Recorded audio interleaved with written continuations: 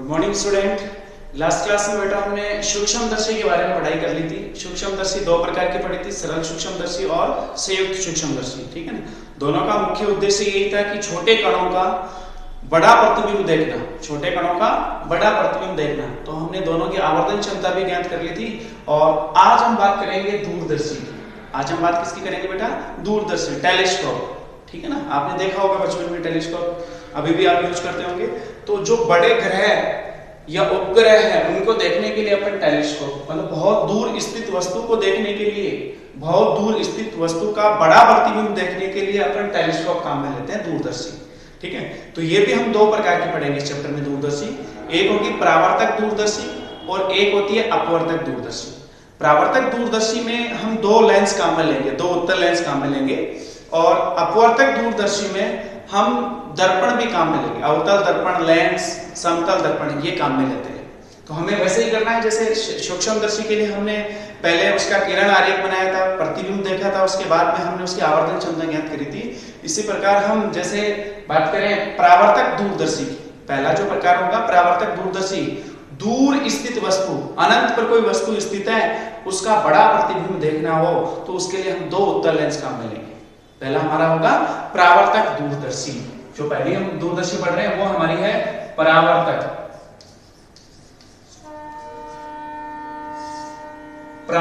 दूरदर्शी, सॉरी अपवर्तक पढ़ते हैं पहले, परावर्तक बाद में करेंगे। पहले बात करेंगे अपवर्तक दूरदर्शी की, जिसमें अपन लेंस काम में ले रहे हैं, क्योंकि अपवर्तन की घटना होगी उसमें। तो पहले जो पढ़ रहे हैं हम वो आपकी है अपवर्तक दूरदर्शी। ठीक है ना। परावर्तक दूसरी जिसमें अपन दर्पण काम करेंगे। ठीक है। तो पहले मैं इसकी रचना बताऊं कि इसमें क्या होता है, कैसे होता है, ये तो हमें पता चल गया। चाहे अपवर्तक दूरदर्शी हो चाहे परावर्तक दूरदर्शी हो, दोनों का मुख्य उद्देश्य यही है कि बहुत दूरी पर स्थित वस्तु का बड़ा प्रतिबिंब देखना हो तो ये दूरदर्शी हम काम में लेते हैं। ठीक है। तो अपवर्तक दूरदर्शी में दो उत्तल लेंस काम में लिए जाते हैं। एक आपका अभिदर्शक लेंस होगा, एक अभिनेत्री लेंस। जो वस्तु की तरफ होता है वो अभिदर्शक लेंस, जो नेत्र की तरफ होता है उसे अभिनेत्री लेंस बोलते हैं। ठीक है ना। जहां हम प्रतिबिंब देखेंगे, इसमें संयुक्त सूक्ष्मदर्शी से उल्टा होता है। उसमें हमने ऐसा पढ़ा था कि हमारा जो अभिदर्शक लेंस था उसका द्वारक व फोकस दूरी छोटी होती थी और अभिनेत्री लेंस का द्वारक व फोकस दूरी बड़ी होती थी। इसमें उल्टा, अभिदर्शक लेंस का द्वारक व फोकस दूरी ज्यादा और अभिनेत्री लेंस का द्वारक व फोकस दूरी कम होते हैं। हम ऐसा डिस्कस करने वाले हैं। तो इसकी थोड़ी सी रचना के बारे में आप सुनो पहले। इसमें भी दो उत्तल लेंस काम में लिए जाते हैं। इसमें दो उत्तल लेंस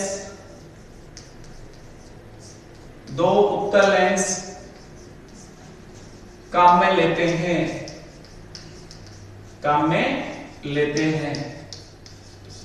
एक अभिदर्शक लेंस, पहला जो वस्तु की तरफ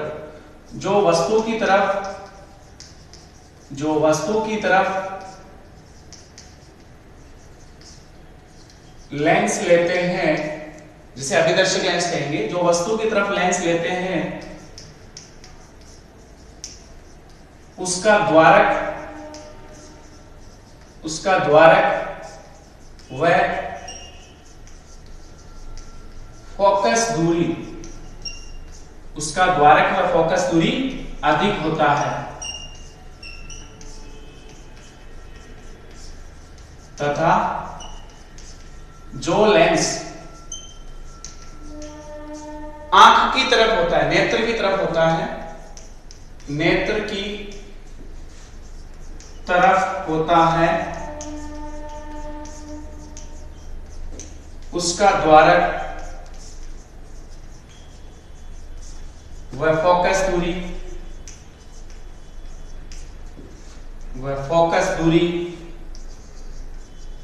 कम होती है।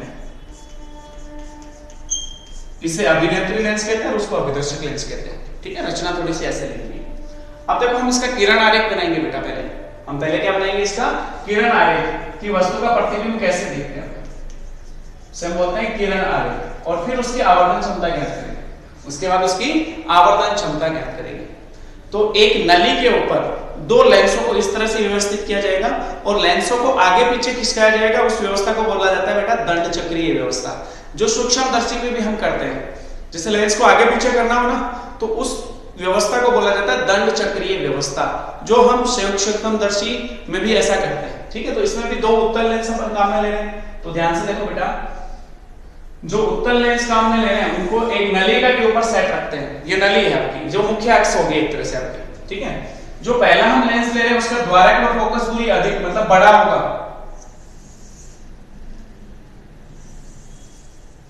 ये आपका अभिदर्शक लेंस होता है, इसको L0 से निर्देशित करेंगे। इसको किससे निर्देशित करते हैं? L0 से। अगर इसकी फोकस की बात करें, मुख्य फोकस की, तो इस वाली सतह का फोकस इधर और इस वाली सतह का फोकस इधर होगा। मान लो इसका जो प्रकाशीय केंद्र है वो O है। एक प्रकाश किरण अनंत से, हम कहां से दिखाएंगे? अनंत से, इधर से आ रही है, ऐसे आपतित करें तो ये सीधी गुजर जाएगी, इसका अपवर्तन नहीं होगा। जो प्रकाश किरण मुख्य अक्ष से आपतित होती है, मुख्य अक्ष सॉरी ऑप्टिकल सेंटर प्रकाशीय केंद्र पे आपतित होती है, उसका अपवर्तन नहीं होता, वो सीधी गुजर जाती है। ठीक है, और एक प्रकाश किरण अपन इसके समांतर ही ऐसे आपतित कर रहे हैं। अनंत से आ रही है 2 प्रकाश, वस्तु अनंत पे है तो अपने को वस्तु दिखानी नहीं होगी इस स्थिति में। एक प्रकाश किरण हमने ऐसे आपतित करी, आपतन के बाद उसका अपवर्तन होगा। ठीक है ना, विरल से सघन में प्रवेश करती है तो अभिलंब की तरफ झुक जाती है, तो इस स्थिति में इसका अपवर्तन होगा। तो ये जो प्रकाश किरण है वो अपवर्तित होकर, मान लो इधर कहीं आपको प्रतिबिंब बनाना है, सपोज यहां पे प्रतिबिंब बनाना है, तो आप सीधा इसको ऐसे मिला दो। ठीक है ना, इसमें थोड़ी सी अपन ऐसे एग्जैक्ट ले लेते हैं इस तरह से। ये अपवर्तित प्रकाश किरण, ये आपतित थी दोनों, एक तो प्रकाशीय केंद्र से सीधी गुजर गई, उसका अपवर्तन होता ही नहीं है, और एक हमने आपतित करी किसी कोण से तो वो अपवर्तित हो गई, वो सीधी नहीं जाके ऐसे मुड़ गई, अभिलंब की तरफ झुक गई। जहां पे ये दोनों काटती है वहां पे हमारा प्रतिबिंब बनता है, ये हमारा प्रतिबिंब बनता है A dash B dash, A dash B dash. अब देखो ये जो प्रतिबिंब बना वो कहां पर बना? इसके मुख्य फोकस पर। तो इसका मतलब यहां पे आपका मुख्य फोकस है F0, यहां पे आपका मुख्य फोकस F0 भी है, और लेंस और मुख्य फोकस के बीच की दूरी को स्मॉल F0, इसके लिए वो क्या हो गई? फोकस दूरी। इसके लिए क्या हो गई? फोकस दूरी। यहां से यहां तक की दूरी ये आपकी F0 हो गई। ठीक है, अब उसके बाद जो दूसरा लेंस जिसको अभिनेत्री लेंस बोलेंगे, उसका द्वारक व फोकस दूरी कम होती है, उसका द्वारक व फोकस दूरी अभिदर्शक लेंस से कम होती है, उसको छोटा लेना अपने को। ठीक है, तो वो अपन यहां बनाएंगे और उसको इस तरह से व्यवस्थित करना है कि ये जो प्रतिबिंब बना है अनंत वाली वस्तु का, ये प्रतिबिंब उसके मुख्य फोकस वो प्रकाशीय केंद्र के बीच में हो, उसके मुख्य फोकस है प्रकाशीय केंद्र के बीच में हो, इस तरह से लेना। ठीक है ना,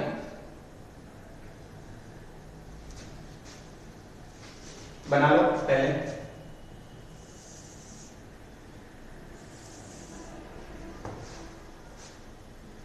ठीक है, ये आपका अभिनेत्री लेंस जिसको LB से निर्देशित करेंगे। ये आपका कौन सा लेंस हो गया? अभिनेत्री लेंस। अभिदर्शक लेंस का द्वारक फोकस दूरी अभिनेत्री लेंस के द्वारक फोकस दूरी से अधिक होते हैं, इसका कम होता है। ठीक है, ये इसका प्रकाशीय केंद्र, जैसे मैंने इसको E से निर्देशित कर दिया, और इसका जो फोकस है FE वो इधर होगा।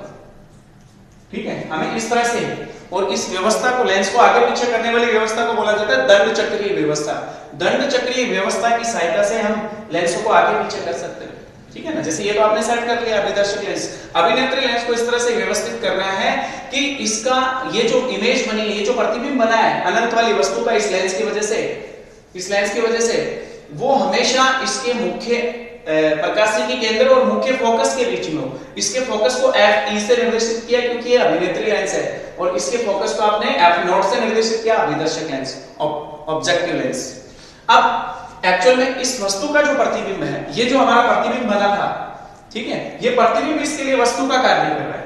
एक प्रकाश किरण समांतर आपतित करी यहां से, जो प्रकाश किरण मुख्य अक्ष के समांतर आपतित करते हैं वो फोकस से अपवर्तित होती है, और एक प्रकाश किरण इसके E से गुजर रही है, एक प्रकाश किरण इसके E से सीधी गुजर रही है ऐसे। तो जो E वाली प्रकाश किरण है उसका तो अपवर्तन होता ही नहीं, वो सीधी गुजर जाती है। जो E वाली है, जो E से पास होती है, वो तो सीधी गुजर जाएगी, और जो फोकस मुख्य अक्ष के समांतर आपतित होती है वो इसके फोकस से गुजरेगी, वो इसके किससे गुजरेगी? फोकस से।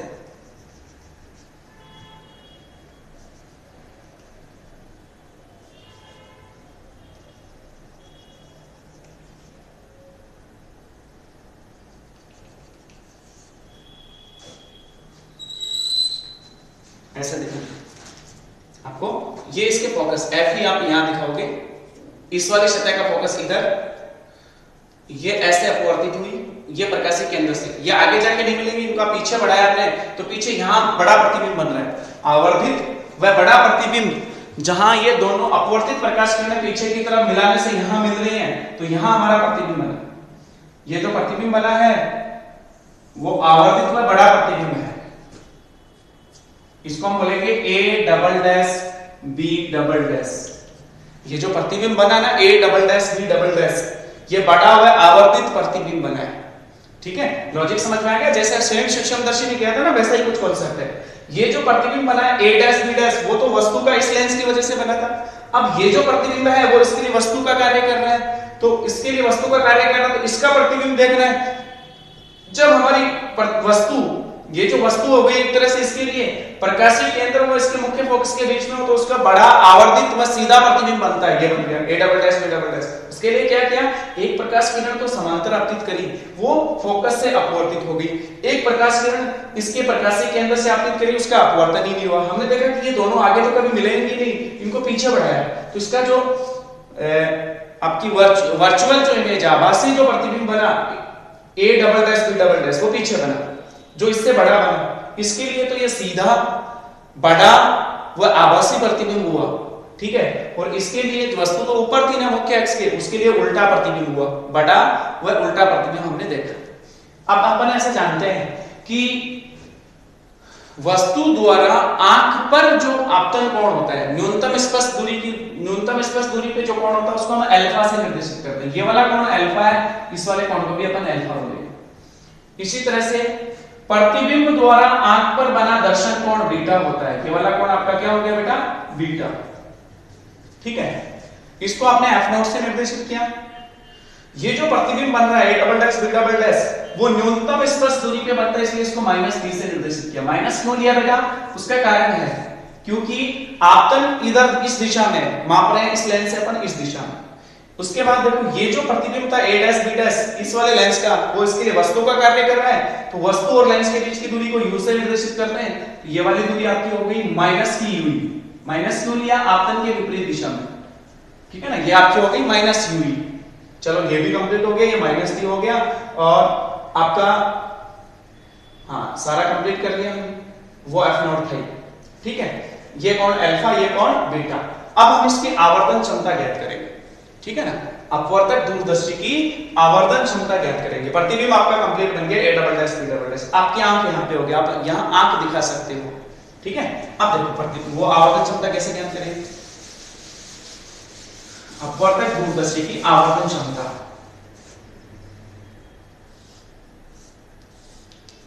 ठीक है ना। आवर्तन क्षमता, अपवर्तक दूरदर्शी की आवर्तन क्षमता, ठीक है ना। एक जैसे ज्ञात करेंगे अपन आवर्तन क्षमता, आवर्तन क्षमता जिसको स्मॉल m से निर्देशित करते हैं। और कल हमने इसको परिभाषित कर लिया था, न्यूनतम स्पर्श दूरी से प्रतिबिंब द्वारा आंख पर बना दर्शन कोण बीटा व वस्तु द्वारा आंख पर बना दर्शन कोण अल्फा के अनुपात को दूरदर्शी या सूक्ष्मदर्शी की आवर्तन क्षमता कहते हैं। m बराबर बीटा अपॉन अल्फा। सूत्र क्या होगा बेटा, m बराबर बीटा अपॉन अल्फा, समीकरण संख्या 1, m बराबर बीटा अपॉन अल्फा। अब मुझे अल्फा और बीटा के मान ज्ञात करने हैं। यहां से देखो ये कोण आपने अल्फा लिया था, और यही होगा वस्तु से आंख पर बना दर्शन कोण अल्फा, तो ये अल्फा, तो ये भी अल्फा हो गया, शीर्षाभिमुख। ध्यान से आप इस त्रिभुज को देखो, A dash B dash O, त्रिभुज A dash B dash O से, त्रिभुज A dash B dash O से tan अल्फा बोलो कितना होगा, tan अल्फा बराबर लंब बटा आधार, क्या आपका A डैश B डैश आधार लंब हो गया और आधार हो गया A dash O, A dash O, ये वाला तो आधार हो गया और ये आपका लंब हो गया, और ये कौन अल्फा था, ठीक है। अब अल्फा अल्प होने की स्थिति में tan अल्फा को क्या लिखा जाता है, अल्फा क्या हो गया A dash B dash upon A dash O, समीकरण संख्या 2। इसी प्रकार आपको बीटा ज्ञात करना है, तो यही त्रिभुज काम पे ले लो, A dash B dash E, ठीक है ना। ये कौन बीटा मानते हैं अपन, त्रिभुज A dash B dash E से tan बीटा का मान tan बीटा बराबर लंब बटा आधार, लंब आपका हो गया a डैश b डैश, आधार आपका हो गया a डैश e। बीटा अल्प होने की स्थिति में tan बीटा को क्या लिखा जाएगा, beta a dash b dash upon a dash e। समीकरण संख्या 3। ये अल्फा और ये बीटा के मान डायरेक्ट यहां रखो, ठीक है ना, इसमें ज्यादा कैलकुलेशन नहीं करनी पड़ती। अल्फा और बीटा के मान समीकरण 1 में रखने पर, अर्थात समीकरण 1, 2 व 3 से, समीकरण 1, 2 व 3 से बीटा और अल्फा के मान, बीटा और अल्फा के मान, ये वाले दोनों मान आप यहां रखें। तो m बराबर बीटा का मान देखो a dash b dash upon a dash e into alpha को उल्टा करके मल्टीप्लाई कर दो, a dash o upon a dash b dash. a dash b dash से a डैश b डैश का क्या होगा, m बराबर a dash o upon a dash e, a dash o upon a dash e। मैं आपसे पूछूं, बताओ a dash o, a dash o f not है, a dash e minus ue है, मान रख लो m बराबर f not upon minus ue, minus f not upon ue। यही होता है आवर्धन क्षमता का सूत्र, समीकरण संख्या 4। यही दूरदर्शी की आवर्धन क्षमता का सूत्र होता है बेटा, m बराबर minus f not upon ue, minus m not upon sorry minus f not upon ue। अब दो स्थितियों की बात करी थी हमने, दो विशेष स्थितियां, जब अंतिम प्रतिबिंब न्यूनतम स्पष्ट दूरी पर बने, जब अंतिम प्रतिबिंब जो है वो अनंत पर बने। तो वो दोनों स्थितियां भी अपन डिस्कस कर लेते हैं, ठीक है ना। जब अंतिम प्रतिबिंब न्यूनतम स्पष्ट दूरी पर बने, अर्थात -d पर बने, या फिर मैं बोलूं अनंत पर बने, तो आप कहते हो बेटा किरण आरेख का काम कंप्लीट हो गया। अब किरण आरेख में कर रहा हूं एक बार के लिए, ठीक है ना। अब दोनों विशेष स्थितियां देख लेते हैं, इजी है। चलो यहां कंप्लीट करते हैं। विशेष स्थितियां, विशेष स्थितियां,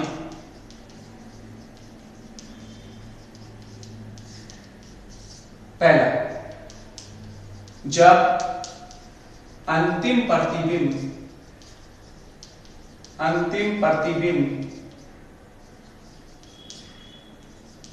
न्यूनतम स्पष्ट दूरी पर बने, जब अंतिम प्रतिबिंब न्यूनतम स्पष्ट दूरी पर बने, अर्थात VE जो है अभिनेत्री लेंस के लिए VE का मान हो -d और UE आपका हो गया -UE और FE आपका क्या होगा बेटा, FE होगा। FE का मान क्या होगा, FE होगा। तो लेंस सूत्र से 1/FE बराबर 1/VE माइनस 1/, ये सारे मान इसमें रखो, 1/FE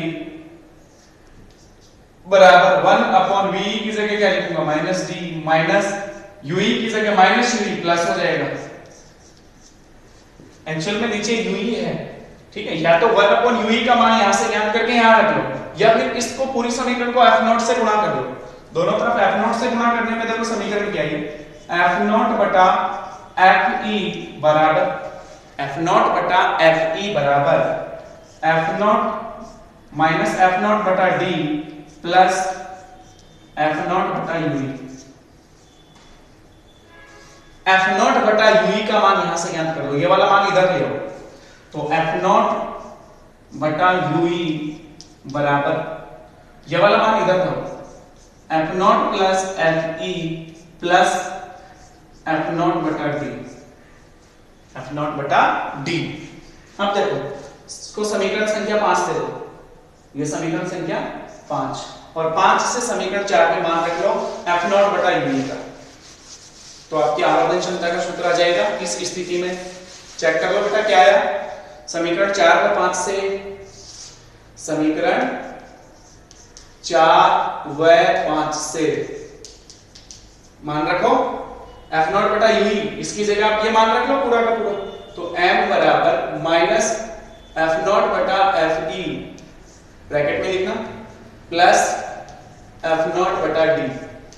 वैसे तो ये भी हल सही है, बाकी इसमें से f0 बटा FE कॉमन लिया हुआ है, तो m बराबर माइनस एफ नॉट बटा एफ ई, कॉमन ले लिया, माइनस तो एज इट इज पड़ा ही है बाहर पहले से, ठीक है। ये तो बच गया 1 प्लस इसमें तो एफ नॉट तो एफ ही नहीं है, एफ ही से ऊपर नीचे गुणा किया, नीचे वाला कॉमन आ गया, ऊपर वाला बच गया एफ ई बटा डी। ये आवर्तन क्षमता का सूत्र आ गया जब अंतिम प्रतिबिंब न्यूनतम स्पर्श दूरी पे बने, समीकरण संख्या 6। जब अंतिम प्रतिबिंब न्यूनतम स्पर्श दूरी पे बने तो आवर्तन क्षमता का सूत्र आ गया बेटा m बराबर माइनस एफ नॉट बटा F E into 1 plus F E by D, ठीक है। इस तरह से हम ज्ञात कर लेते हैं। अगला स्थिति, जब अंतिम प्रतिबिंब अनंत पर बने, जब अंतिम प्रतिबिंब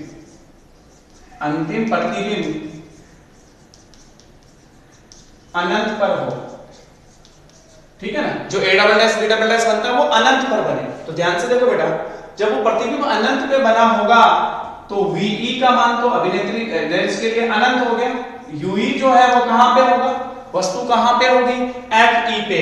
UE का मान कितना जाएगा, FE पे, वस्तु FE पे होगी, और FE तो FE रखना ही होता है।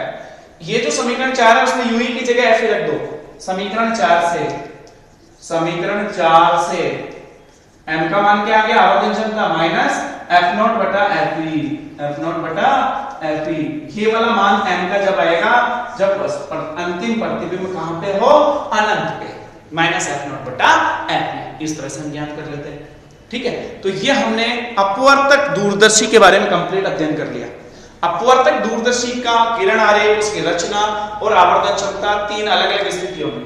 पहली स्थिति में ये जो मैंने अपने बनाया था, फिर 2 विशेष स्थितियां हमने इस तरह से देख ली, कंप्लीट कर, ठीक है बेटा। बहुत इजी है, आसान है और एग्जाम में पूछा जाता है, तो आपको इसी तरह से पढ़ना, किताब वाला नहीं पढ़ना बिल्कुल भी। अब दूसरी जो हम पढ़ते हैं दूरदर्शी, उसको बोलते हैं बेटा परावर्तक दूरदर्शी, ठीक है। परावर्तक दूरदर्शी में जो हमारा जो अभिदर्शक लेंस है उसकी जगह हम एक अवतल लेंस काम में अवतल दर्पण काम में लेते हैं। हम एक अवतल दर्पण काम में लेते हैं और एक समतल दर्पण भी काम में लेते हैं। तो देखो परावर्तक दूरदर्शी की केवल मैं किरण आरेख बताता हूं, उसकी आवर्तन क्षमता नहीं दे रखी। आपको आवर्तन क्षमता पूछे तो ऐसे ही ज्ञात करनी, यही लिखनी है, ठीक है। तो पहले हम उसके किरण आरेख की बात कर लेते हैं और रचना की बात कर लेते हैं, आसान है। और फिर ये चैप्टर आज फिनिश हो जाएगा, ठीक है ना। इस चैप्टर में ऑलमोस्ट हमने सारा पढ़ लिया।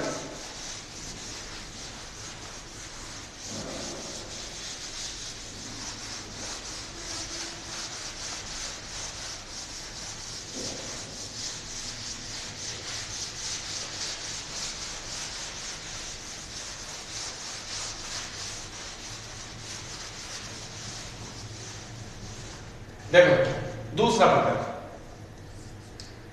परावर्तक दूरदर्शी, रिफ्लेक्टेड टेलीस्कोप।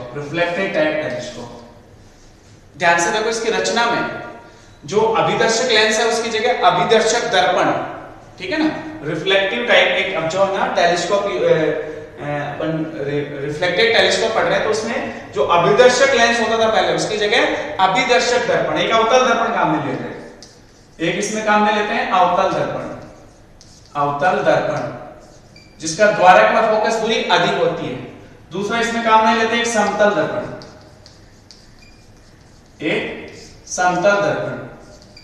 ठीक है। और तीसरा इसमें काम में लिया जाता है बेटा एक उत्तल लेंस।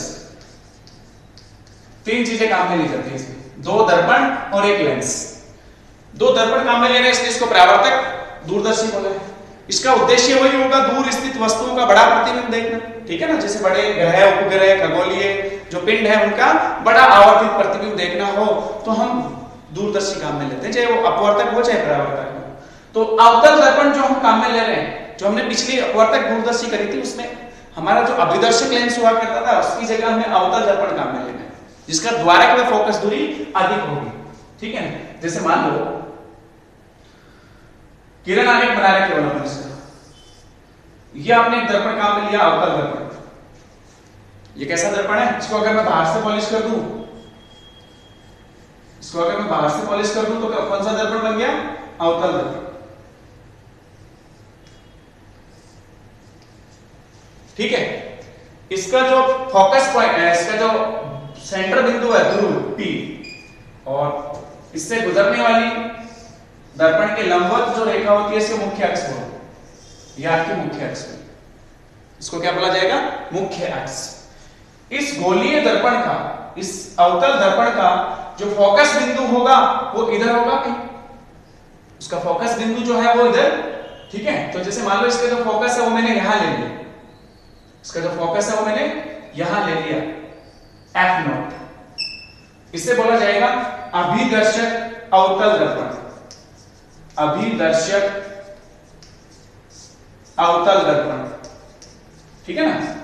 एक्चुअल में स्टार्टिंग में प्रकाश किरण इस पे आपतित करेंगे अपन, और इसका जो फोकस बिंदु होता है F0,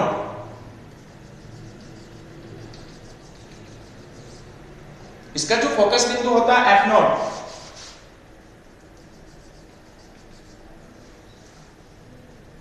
उससे पहले 45 डिग्री के कोण पे एक अवतल दर्पण रखा होगा, सॉरी समतल दर्पण रखा होगा। कितने कोण पर? 45 डिग्री कोण। ये आपने एक समतल दर्पण लिया होगा और ये 45 डिग्री के कोण पे रखा होगा।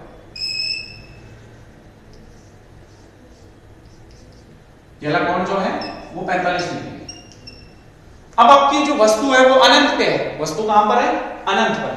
तो अनंत पर जो वस्तु है उसका जो प्रतिबिंब हम बनाएंगे, तो सबसे पहले प्रकाश किरण दर्पण पे आपतित करेंगे, क्योंकि अभिदर्शक ये वस्तु की तरफ रखा हुआ। तो मान लो एक प्रकाश किरण हमने P पे आपतित करी, प्रकाश किरण जो है वो P पे आपतित करी अनंत से ऐसे, और एक प्रकाश किरण हमने कहीं भी किसी बिंदु पे आपतित कर दी ऐसे, ठीक है ना। दो प्रकाश किरण हम ले लेते हैं और इस तरह से आपतित करते हैं, और दोनों एक दूसरे के समांतर आती है अनंत से ऐसे, दोनों प्रकाश किरण एक दूसरे के समांतर आपतित करी हमने।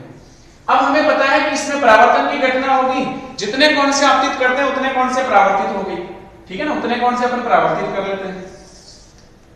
ये वाला कोण और ये वाला कोण बराबर होना चाहिए, ये परावर्तित होके इधर समतल दर्पण से टकराएगी, ये भी इससे समतल दर्पण से टकराएगी इधर, ठीक है ना, कहीं भी ले लो ऐसे। दोनों दो प्रकाश किरण अनंत से अवतल दर्पण पे आपतित हुई, इसमें परावर्तन की घटना जितने कोण से आपतित हुई उतने कोण से परावर्तित होगी, ठीक है, और परावर्तित होकर ये सीधी समतल दर्पण से टकराएगी। अब समतल दर्पण से भी टकरा के वापस परावर्तित होंगी, और जहां दोनों परावर्तित प्रकाश किरण एक दूसरे को काटती हैं वहां प्रतिबिंब बनेगा वस्तु का, ठीक है। तो ये परावर्तित होकर ऐसे गई और ये भी ऐसे नीचे की तरफ आएगी, ठीक है ना। तो मान लो ये परावर्तित होकर ऐसे गई और ये वाली परावर्तित होकर ऐसे, तो दोनों कहां काट रही है? इस बिंदु पे। इसका मतलब यहां प्रतिबिंब बनना चाहिए, जहां दो परावर्तित प्रकाश किरण एक दूसरे को काटती हैं वहां प्रतिबिंब बना, और ये प्रतिबिंब अपना ये बना A dash B dash, A dash B dash, ये प्रतिबिंब बना। समतल दर्पण 45 डिग्री के कोण पे रखा होगा और दो परावर्तित प्रकाश किरणें फिर वापस इससे परावर्तित हुई और जहां पे काटती हैं वहीं पे हमारा प्रतिबिंब बनता है A डैश B डैश। अब ये जो प्रतिबिंब है उसके जस्ट नीचे उत्तल लेंस, जिसका द्वारक पर फोकस दूरी कम होती है, उसको रखा जाएगा, ठीक है, और फिर उसका बड़ा हुआ आवर्धित प्रतिबिंब देखेंगे, ठीक है। तो इसके जस्ट नीचे हम इस तरह से करेंगे व्यवस्था कि ये जो प्रतिबिंब बना A डैश B डैश उस उत्तल लेंस के प्रकाशिकी केंद्र पर मुख्य फोकस के बीच में हो, तो वो लेंस हमने यहां बना लिया, उत्तल लेंस, जिसका प्रकाशिकी केंद्र की मान लेते हैं, यह अभिनेत्री लेंस बोला जाता है, इसको हम बोलते हैं अभिनेत्री लेंस। ये हमारा होता है बेटा अभिनेत्री लेंस, नेत्र की तरफ होता है अभिनेत्री लेंस। अब ये जो वस्तु है, ये जो प्रतिबिंब बना अनंत वाली वस्तु का, उसको ये वस्तु का कार्य करेगी इस लेंस के लिए, और इसको हमेशा इसके E और इसके प्रकाशिकी केंद्र, इसको प्रकाशिकी केंद्र और फोकस FE के बीच में रखा जाएगा, ठीक है ना, इस तरह से।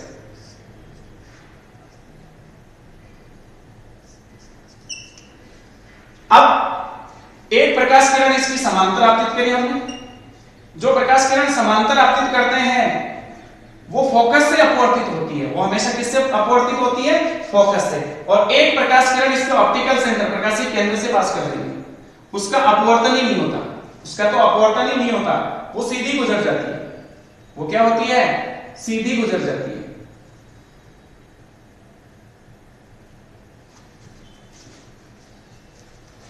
थोड़ा सा देखो ध्यान से, यहां पे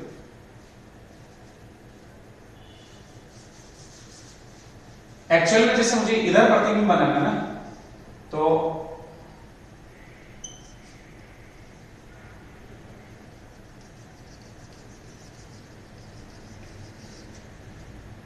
ठीक है, ऐसे। और एक जो समांतर आपतित हुई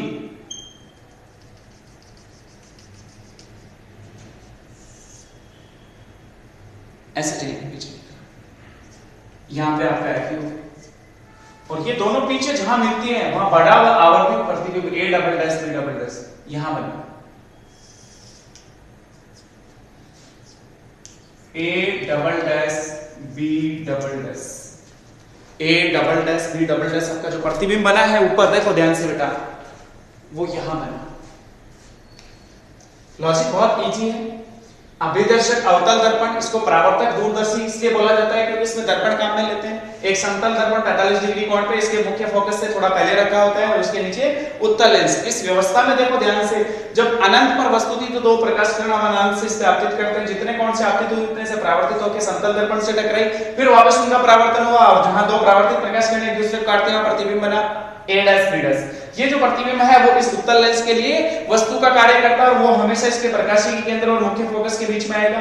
ठीक है, अब इससे हमें प्रतिबिंब बनाना था। एक प्रकाश किरण समांतर आपतित की जो अपवर्तित होके फोकस से जाएगी, एक प्रकाश किरण इसके प्रकाशीय के केंद्र से पास कर दी जो सीधी गुजर जाती है, दोनों को पीछे बढ़ाया तो प्रतिबिंब यहां बना A double dash B double dash. ये हमें बड़ा व आवर्धित प्रतिबिंब प्राप्त हुआ वस्तु का, अनंत वाले का।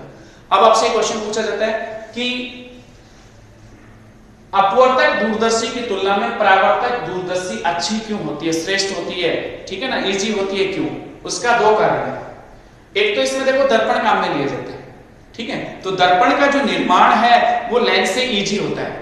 लेंस के निर्माण में कठिनाई ज्यादा होती है, तो पहला कारण तो यही है कि इसमें दर्पण काम आते हैं, इसलिए ये इजी होती है क्योंकि दर्पण का निर्माण लेंस की तुलना में इजी होता है, आसान होता है। दूसरा, इसमें जो वर्ण व्युत्पन्न है, वर्ण व्युत्पन्न, ठीक है ना, वो कम होता है दर्पण में, लेंस में ज्यादा होता है। इसलिए हम कहेंगे कि जो परावर्तक दूरदर्शी है वो अपवर्तक दूरदर्शी की तुलना में श्रेष्ठ होती है।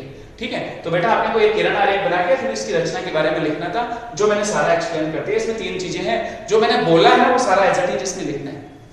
तो ये हमने परावर्तक दूरदर्शी भी कंप्लीट कर ली, इसकी हमें आवर्तन क्षमता ज्ञात करने की जरूरत नहीं है। तो ये चैप्टर हमने कंप्लीट कर लिया बेटा। अब इसके न्यूमेरिकल बचे हैं, वो आप लोग सॉल्व करना। कहीं भी कोई दिक्कत आती है तो मुझे फोन करके या व्हाट्सएप कॉल करके पूछ सकते हो। ठीक है, चैप्टर फिनिश हो गया। Thank you.